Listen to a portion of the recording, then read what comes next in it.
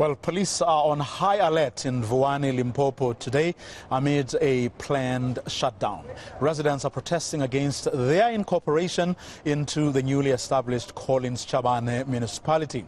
They are vowing to boycott tomorrow's election if the government doesn't respond. Well, eNCA's Zikhona Tshona joins us now from Vuwani. Zikhona, tell us the latest. The decision to continue with the shutdown was taken earlier today. What has happened since?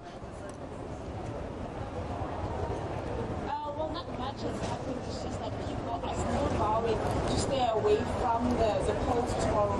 They had a meeting where they were expecting that there would be some government official or some kind of leadership from any of the political parties who would come out and address them. They're saying that the only thing that would convince them to show up to vote tomorrow is a promise that they will be taken out of Collins Chabane Municipality and be returned to be under Mercado Municipality. That, of course, has not happened. The leadership of the pro-Mercado task team saying that tomorrow they will not be going out to vote. They're in fact encouraging people to rather gather in their respective villages and decide on what activity to do for the day. We know that back in the 2016 municipal elections, the villages around here in Mashau, in February, opted to have a football day rather than to go out and vote. So we're expecting those kinds of scenes again tomorrow. The shutdown has began today in full swing. This morning, those who would have wanted to go and collect their ID books from Home Affairs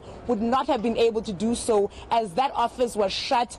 Some schools in the area also closed down, as well as shops in the area. So certainly residents here wanting to send a very strong message to government. They're saying that they were never consulted to be moved to Collins Chabane Municipality, and they want government to come out here and speak to them and show them that they at least care about their grievances.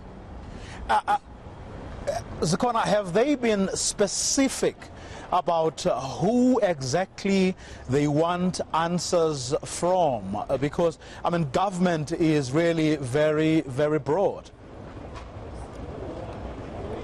They've also been broad because they're basically saying they would have wanted Zweli Mkhize to come out here and speak to the Minister of Kokta. They would have also have wanted someone from the provincial government in Limpopo to come out and speak to them. But the Limpopo government, of course, saying there was no agreement between the leadership of the pro-Mercado task team and themselves, confirming that there would be someone here coming definitely to address residents here. I know when we arrived, the meeting was expected to start at around 10 a.m. and they delayed the start, making calls back and forth to try and see if they can get someone here to talk to them. Many of the elderly people that were here are saying they do want to go out and vote tomorrow, but because this decision has been made, they have to stick to whatever the decision has been made within this community. Many of them saying that they see there's possibility of change in South Africa, so they would have wanted to go. So it remains to be seen as to will they be able to go out tomorrow. I know that the special votes have been able to take out fairly peacefully over the past few days,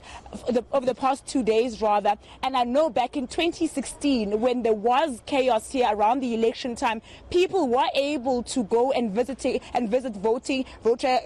voting stations peacefully. In the past, the army was deployed here to make sure that people are able to cast their vote safely. Police have been in this area since yesterday. It's under very heavy police guard. Even through the streets of the villages, police are present. They are talking to people, trying to speak up any suspicious behavior. We know that back in 2014, 2015, when there was chaos in this area, more than 20 schools were torched, and we certainly do not want to see a repeat of that. Zikhona, before I let you go, very, very briefly, do we know how significant a portion or percentage of the provincial vote Vuwani is, and in terms of past voting patterns, who among the political parties are most likely to be affected if indeed residents heed the call to boycott the election?